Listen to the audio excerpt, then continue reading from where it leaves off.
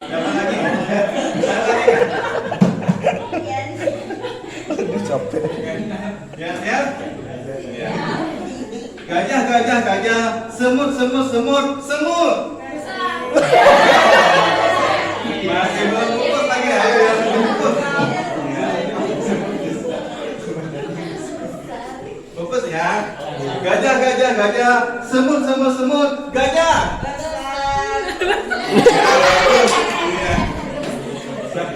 Ya, satu orang lagi. Satu atau dua orang lagi nih.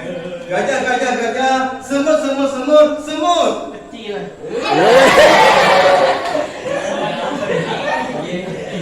Masih belum ikut lagi, ayo. Coba lagi. Gajah, gajah, gajah. Semut, semut, semut. Gajah. Besar. Tangannya Tangannya mana?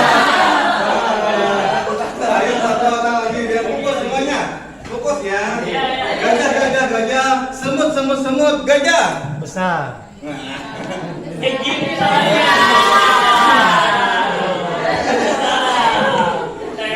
Ayo yang lebih fokus lagi. Coba lagi supaya lebih semangat, supaya fokus. Ya. Gajah, gajah, gajah. Semut, semut, semut. Gajah.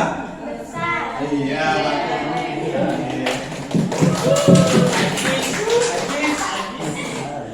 Ya, terima kasih untuk semuanya. Kita mulai materi yang disampaikan adalah aksi nyata budaya positif, yaitu untuk fasilitator kami adalah Bapak Yusmanto dan guru pendamping adalah Ibu Nur Astia. Adapun latar belakang OPTT SD 2 Ambawang adalah salah satu sekolah terletak di Kecamatan Batu Ampar, tepatnya di Desa Ambawang. Adapun visi adalah terwujudnya peserta didik yang unggul, cerdas, terampil, beriman, bertakwa, dan berbudaya serta membentuk watak budi luhur. Itu adalah profil untuk dan visi untuk sekolah kami. Adapun tujuan materi pada hari ini adalah yang pertama, membangun disiplin positif melalui penerapan budaya positif. Yang kedua, penerapan segitiga restitusi dalam penyampaian masalah murid di sekolah. Yang ketiga, dapat menumbuhkan motivasi murid untuk disiplin sesuai kesepakatan kelas. Dan yang terakhir adalah membangun komunikasi dua arah dengan murid. Kita lanjutkan, apa itu budaya positif? Budaya positif adalah perwujudan dari disiplin positif yang diterapkan di sekolah. Budaya positif yang diterapkan di sekolah adalah salah satu perwujudan dari visi guru yang mengandung nilai-nilai kebajikan sesuai dengan tujuan pendidikan nasional yang dijabarkan oleh profil pelajar Pancasila. Selanjutnya, disiplin positif. Tadi kan kalau budaya positif adalah perwujudan dari disiplin positif. Kita pelajari disiplin positif. Disiplin positif adalah pendekatan untuk menumbuhkan disiplin dari dalam diri anak tanpa hukuman dan hadiah. Pendekatan ini berfokus pada mengajarkan anak-anak tanggung jawab, rasa hormat, dan keterampilan memecahkan masalah untuk membantu mereka berbuat pilihan yang positif dan bertanggung jawab. Jadi pada pendekatan ini kepada anak adalah artinya tanpa hukuman dan tanpa hadiah. Bagaimana caranya? Kita lanjutkan lagi ya. Bagaimana cara melaksanakan disiplin positif? Yang pertama, bangun hubungan yang positif dengan anak.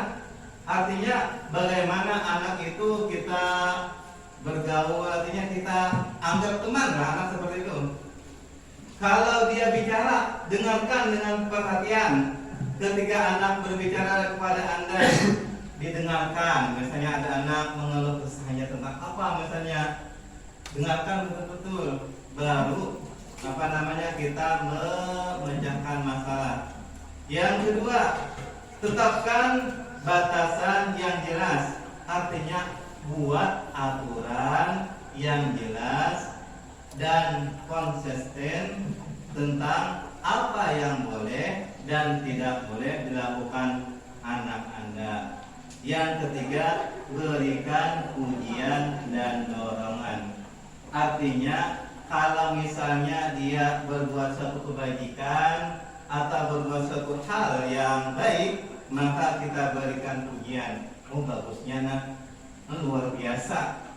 Nah, itu sampaikan pujiannya kalau dia melakukan sesuatu kebaikan. Tapi kalau dia melakukan kesalahan, artinya berikanlah dorongan. Bagaimana dorongan? Menyemangati dia, semangati dia. Caranya, ya misalnya dia melakukan apa misalnya, misalnya nilainya ber-100. Atau tadi yang ujian tadi yang dapat 100, yang hebatnya apa dapat 100 ya namanya.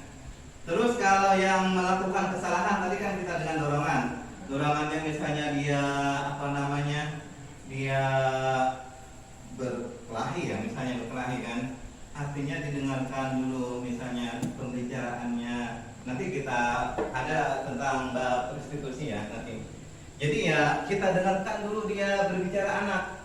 Dan kalau dia berkelahi, misalnya berkelahi dengan satu dengan A dengan B, dengarkan keduanya. Jangan sampai artinya yang kita dengarkan yang menangis saja kan, yang menangis saja yang kita dengarkan pembicaranya. Tapi kita harus melihat dari dua sisi arah antara